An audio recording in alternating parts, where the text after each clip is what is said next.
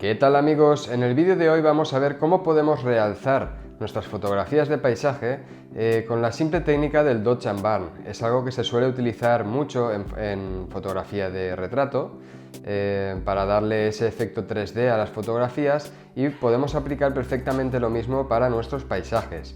Esto se verá beneficiado sobre todo aquella fotografía pues, que tenga un bajo contraste y que no tenga pues unas sombras marcadas, ¿no?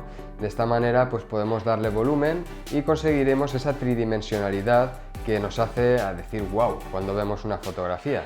Entonces vamos a ver de qué forma tan sencilla podemos realizarlo en nuestras fotos. Acompañadme al ordenador.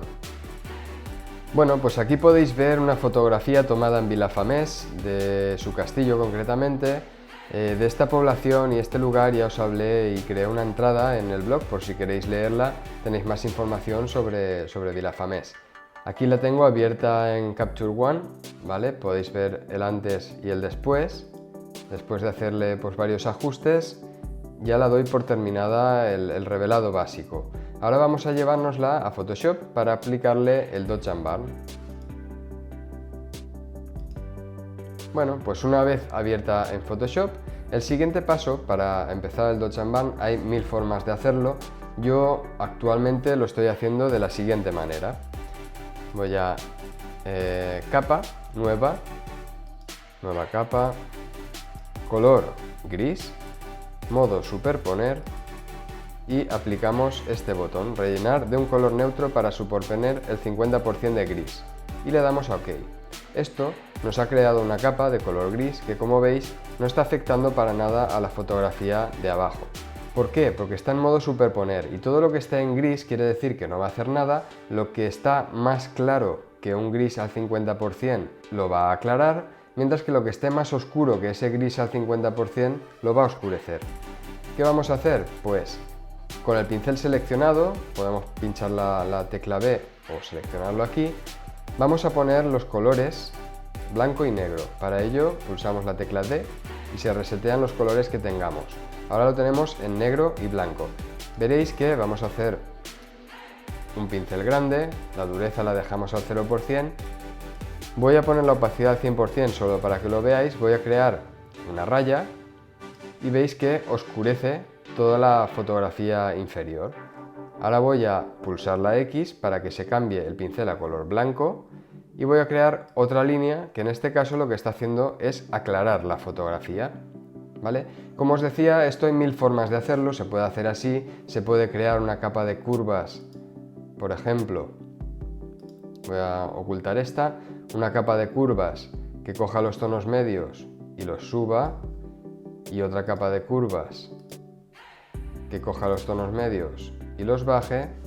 Vamos a, con Command I o Control I, invertir la máscara de color negro para que no afecte, y ahora con un pincel pues lo mismo. Si pintamos en blanco la máscara, lo que va a hacer es, por un lado, esta capa de curvas aclarar, mientras que esta de aquí va a oscurecer, ¿vale? Podéis trabajar como más os guste. Yo suelo trabajar ahora mismo con esta. Vamos a deshacerlo todo. Ahora tenemos la capa de gris con nuestro 50% gris limpio y listo para empezar a trabajar. Como os decía, de lo que se trata es de ir dándole tridimensionalidad a la fotografía. No se trata de, por ejemplo, aquí en esta foto la iluminación viene de la parte izquierda, voy a cambiarla completamente para iluminar la parte derecha. No tendría ningún sentido, hay que seguir cierta lógica lumínica, ¿no? Y para ello lo que nos va a ayudar mucho también es las máscaras de luminosidad, que ya sabéis que podemos utilizar el panel de Tony Kuiper, tiene uno gratuito que es más reducido. Luego podéis crearlas vosotros mismos, e incluso en mi blog, cuando os suscribís, vais a recibirlo como regalo de bienvenida, una acción que podéis instalar en Photoshop. Pues bien, en este caso, por ejemplo, vamos a escoger las luces. Aquí vemos la máscara que se ha creado, ¿vale? La aplicamos, y entonces ahora, aunque vayamos a las zonas oscuras, por mucho que pintemos de blanco, no le va a pasar nada. Veis que la foto no está cambiando. En cambio, si vamos a la parte clara, pues sí que vemos cómo se está aclarando. Fijaos que estoy utilizando una opacidad pequeña. Siempre hay que hacerlo así para que los cambios no sean muy drásticos y poder controlar en todo momento cuánto cambio estamos haciendo a la fotografía. Aquí, como veis, lo que estoy haciendo es reforzar toda esa parte que sí que tiene ya luz, la fotografía, pero estoy reforzándola, de manera que se cree pues como un mayor contraste en esa zona. Puede pasar que nos interese ser más restrictivos. En ese sentido, pues podemos escoger, en vez de las luces 1, coger las luces 2. De este modo solo vamos a afectar a esa parte más luminosa de la fotografía. Podemos seguir aplicando, dando clics con el pincel y reforzando todo aquello que nos interese. Una vez que tengamos la parte de luces ya a nuestro gusto, pues vamos a hacer lo mismo, pero con la parte de las sombras. Para empezar, vamos a deseleccionar lo que tenemos seleccionado con Tonic Hyper, con las máscaras de luminosidad, Control D o Command D. Vamos a escoger ahora las sombras. Vamos a ver qué sombras nos interesa. Esta es la 1, que veis que incluye mucha parte de la fotografía. La 2 ya empieza a reducir. Y la 3, pues yo creo que puede ser la conveniente para esta foto. Vamos a seleccionarla.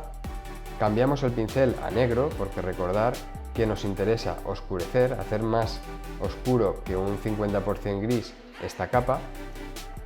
Y ahora, sin miedo a salirnos, porque si veis, si pintamos en la zona clara no va a hacer nada, va a pintar solo lo oscuro, pues podemos darle pasadas a toda esa zona más oscura de la foto. ¿Qué estoy haciendo?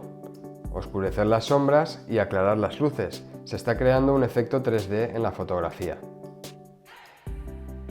Fijaros en el torreón, le meto una pasada por aquí y como veis se está creando ese volumen desde las luces de la izquierda a las sombras de la parte más a la derecha. Con las piedras lo mismo, si ampliamos podemos hacerlo todo lo fino que queramos, reducimos el pincel y podemos empezar a dar pasadas de forma que creemos ese volumen que vamos buscando.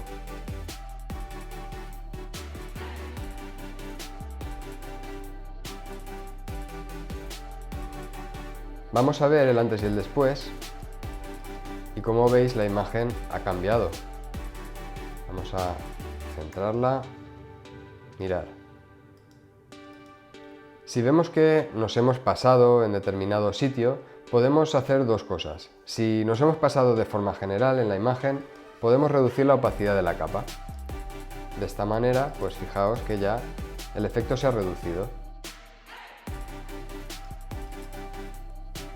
Si en cambio vemos que hay determinado sitio en el que no queríamos haber pintado y se nos ha ido la mano, pues podemos coger el pincel y otra forma de deshacer el cambio es seleccionar el color 50% gris, que sería tono 0, saturación 0 y brillo al 50%.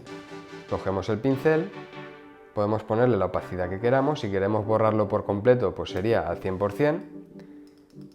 Pintamos, eso sí, recordar deseleccionar las máscaras de luminosidad que tengamos y ahora sí, estoy borrando al 100% el efecto que he aplicado en esa parte de la fotografía. Fijaros, ahora está cambiando el torreón, pero no cambia la parte esta que se veía por el agujero. Imaginaos que también consideramos que nos hemos pasado oscureciendo esta zona. Pues lo mismo, ampliamos el pincel. En este caso voy a reducir la opacidad un 20% y vamos a pintar esta parte de aquí. Una de las ventajas y la mayor ventaja que tiene el Dodge & Burn es esta, ¿no? Se trata de dar volumen, pero también nos puede venir bien para ocultar partes de la fotografía que destaquen demasiado y no queramos que sea así, o al revés, darle importancia a una parte de la foto que quizás porque está en sombra o lo que sea, está demasiado oscura. Así pues, vamos a devolver con la tecla D los colores del pincel a negro y blanco y voy a oscurecer, por ejemplo, esta zona de aquí que canta demasiado. No me gusta que llame tanto la atención.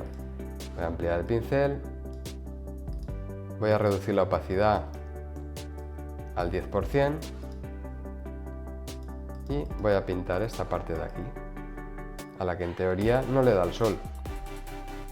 Lo mismo podría hacer, por ejemplo, dando una pasada grande a toda esta parte de aquí. Sería como hacer una especie de viñeteado.